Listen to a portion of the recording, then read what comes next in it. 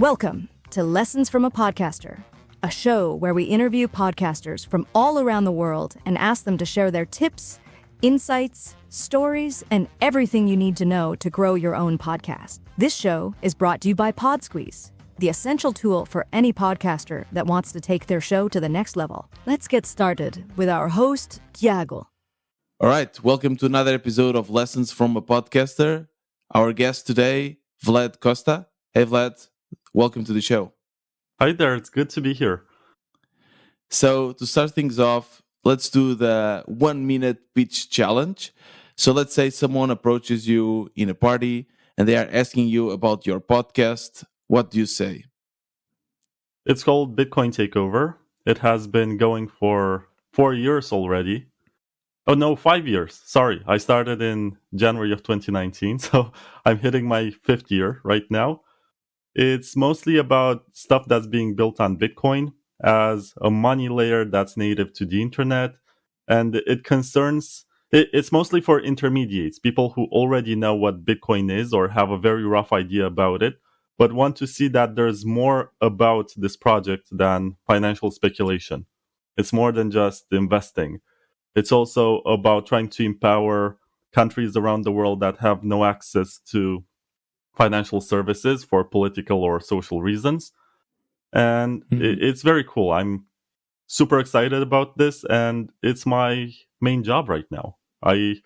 Most people start podcasts because they want to get better jobs in an industry and they want to make some connections. I started this because I wanted this to be my own project, and it seems like I've been doing this for 5 years, which means,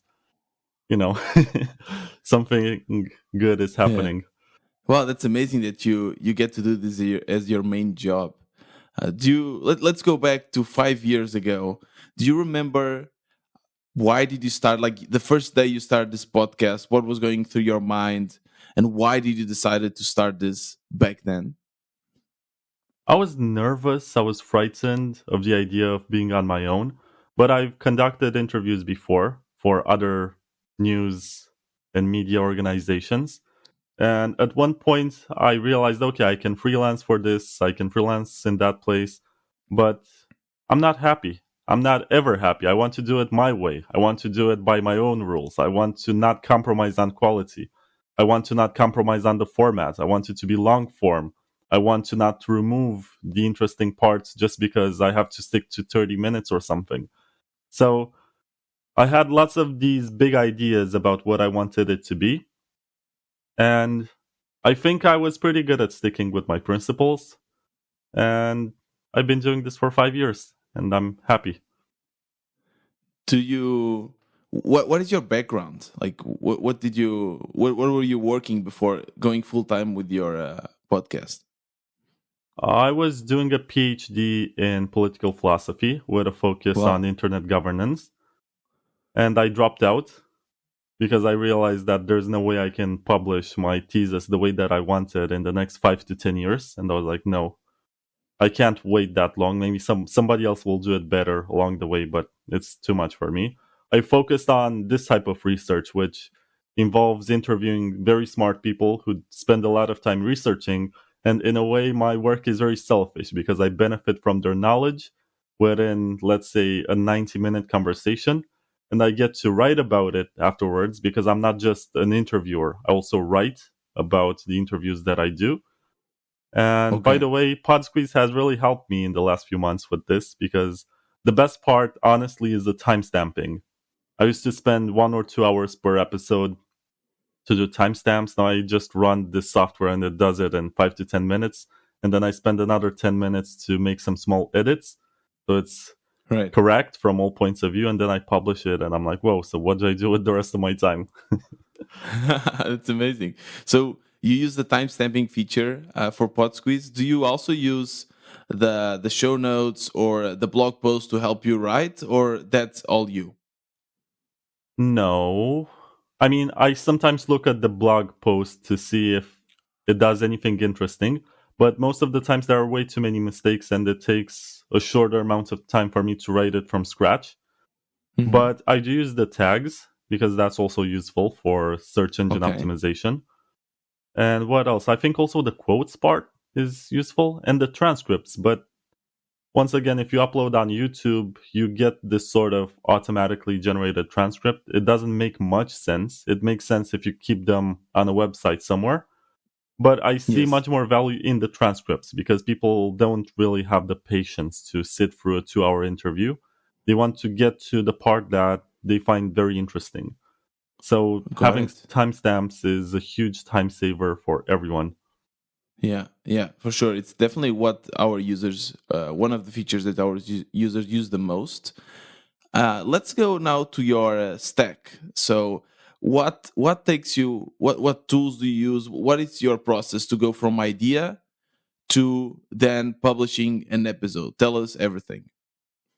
Well, I started out with this Rode NT1 microphone, which I bought when I wanted to do music a few years ago. Okay. And I realized that it's very good for the frequencies in my voice. Most people use a condenser microphone. I think the one that you have is also... No, a dynamic microphone, like... Correct. The very popular one, which is the Shure SM7B. That's the one that people have been using since they saw Joe Rogan and lots of others using it. I realized that it's not great for my voice because it's too boomy. And my voice is already boomy. So I need something with a little bit of high frequencies to make my voice smoother, if that makes any sense.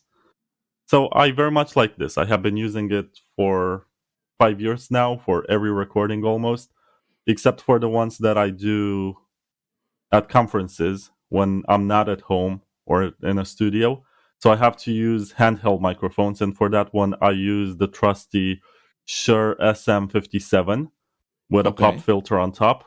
That one is even used at the White House, and it's like $100. It's incredible for what it does. And for audio interfaces, I'll put the names of all these microphones in the show notes. Yeah, you can. For audio interfaces, I started with Focusrite, and I have been using that. I had the something one that you can also connect to an iPhone if you want. And I was also using it for field interviews. But now I upgraded to an Audient ID 14 Mark So this II. interface, for the ones that are just starting out with podcasting, it's what connects your microphone to your laptop or your recording device, correct? Yeah, there's more to it because it has preamplifiers and it determines the quality when it gets converted from analog, because when you speak into a microphone, it's an analog signal. It gets converted into a digital signal that your computer can understand. Right. That's how it works. Okay. And honestly, the choices that you can make are all pretty good, especially for talking. Of course, you can always want more, and you can want more features. We always want new shiny equipment, right? What do you use in terms of software to record it?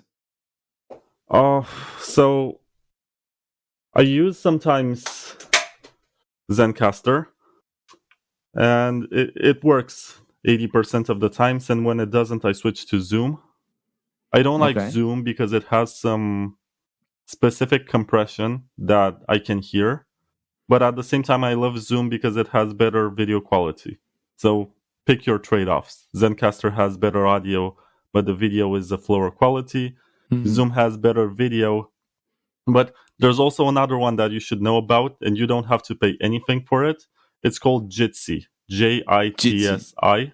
It's an open source alternative to Zoom, and 90% of the times it works well. Sometimes it has weird artifacts, but I've even done live streaming with Jitsi, and it was super stable. It worked flawlessly. I have nothing bad to say about it, except for the minor bugs that you encounter sometimes.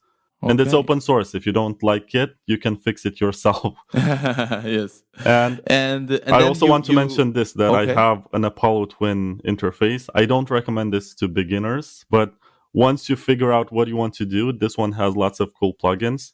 It costs like $1,000, I think, at this point. But you're not using it now. I'm not using it for recording because the software can be very picky. This one uses a Thunderbolt connection, and sometimes the software in your browser doesn't like it. But I use it for editing because it has lots of cool plugins for equalizers, for compressors, for all of that cool stuff that makes the voice sound a lot better. And you get to pick the nicest frequencies from every human voice that you record, and you boost them. That's nice. I mean, you can also do that with an EQ, but in post, it's a lot nicer to have good plugins and reliable software. So I use that one for editing. And what software do you use to edit? I use Logic Pro, which is a Mac That's a good one. software. Sometimes also use GarageBand when I'm lazy because I don't need all the features from Logic all the time. But it's generally good to use Logic if you know what you're doing and you like toggling with stuff. What is your favorite Logic plugin? The one that you use all the time? The let's say the one or two plugin that you use for every edit. I use the ones from my audio interface. And they're the Teletronics LA2A, which is a compressor very good for voices. And I also use the Fairchild 620. And I also use a Pultec EQP1. So you use a compressor, you use a EQ? Yeah. And sometimes I also use another EQ tool that's called Little Labs VOG. VOG stands for Voice of God. It's for adding some bass frequencies on the lower end. And it gives it that booming quality, especially when you have tenor or female voices. They don't have that radio-like quality on the recording. But once you do some post-processing, you can make their voices sound bigger and have that special resonance. That sounds very nice. Amazing.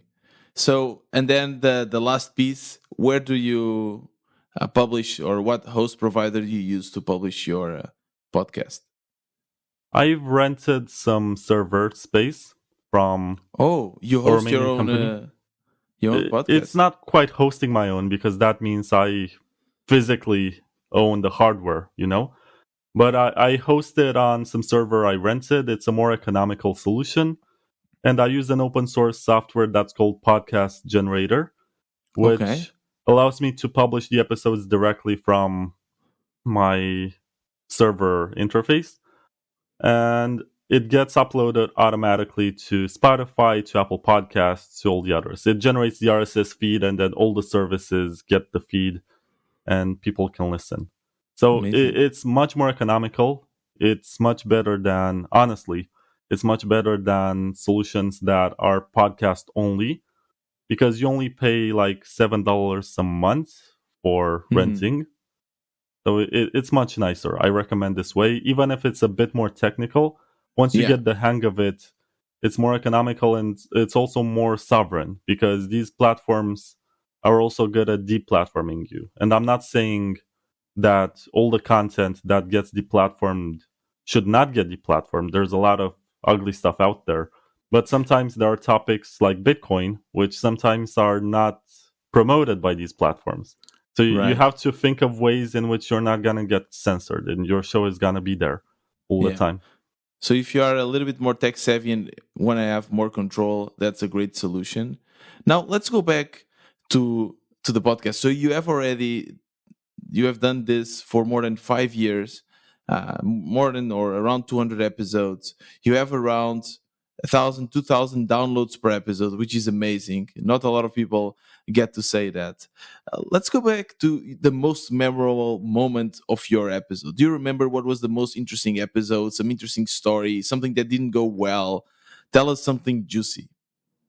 Oh, I mean, you're basically asking a parent to pick his favorite children, but I have 200 of them, and it's... Okay, let me tell you about a recent one, which I recorded in Argentina with a developer whose name is Sergio Damian Lerner. And basically, I have been waiting for this moment for about 2 years. I tried to set up the interview remotely. I sent him the questions. He established that I'm going to send him the voice recordings, and he's going to reply to them by voice, by basically answering, because he said he doesn't have time for a call. It never happened. And then I had to fly to Argentina to a conference that he was attending. And I met him in person. For 3 days straight, he made excuses to not make the interview happen. Wow. And I was like, oh man, I'm so bummed out. I'm so disappointed. I really wanted this to happen. And then in the last day, when I was about to go to the airport, he found the time. He answered to my message. He came to the place where I was. I set everything up.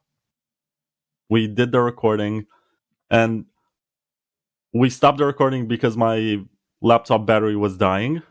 And that's when I also realized that the time is very late. So I had to take a taxi to the airport very quickly. I arrived there. I only had 1 hour to embark to onboard my flight. And it was a very long line. I basically had to run all through the airport. I had to push my luck to see if I can, I don't know, talk to someone to get me on board, because the boarding was already happening and the plane was about to depart in about 15 minutes and I was still in line. But somehow it worked out. I don't know. I ended up having my passport checked at the Buenos Aires airport. I ran into the airplane and then it took off. It was surreal. Everything was on time somehow, but I was super stressed and it took a lot of work for me to record that one interview. But I'm happy I did. Wow. So no regrets. No, this is my job, and it's exciting. But honestly, I don't want to miss flights. So I'm happy when it works out. I wish it always works out. That's amazing. That's real commitment. I don't think a lot of podcasters have a story like this. I don't think a lot of podcasters would actually fly to another country just to get the interview they're looking for. So congrats on that. That's amazing. So now that we established what was your most interesting moment, I guess you, in this 5 years, you probably have learned a lot. So let's say you're starting now your podcast, or you're able to go back in time and speak with the Vlad of the past. What would be the advice you would give him? I don't think I would give myself any advice, because it's good to make mistakes. It's good to try. It's good to embarrass yourself a bit and feel like you're not good enough. This is part of the process. This is part of the trial by fire. You're either good for this and you're going to succeed and you're going to push harder, or you're going to realize at one point that you don't really like this and you're better off doing something else. And if you receive the wrong type of advice and you believe that you're going to succeed based on this type of advice, you might make a decision that you regret.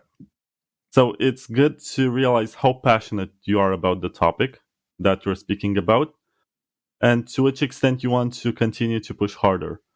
Because not every job is for everyone, and we can agree with this. Everyone dreams. We all watch YouTube stuff or we listen to podcasts.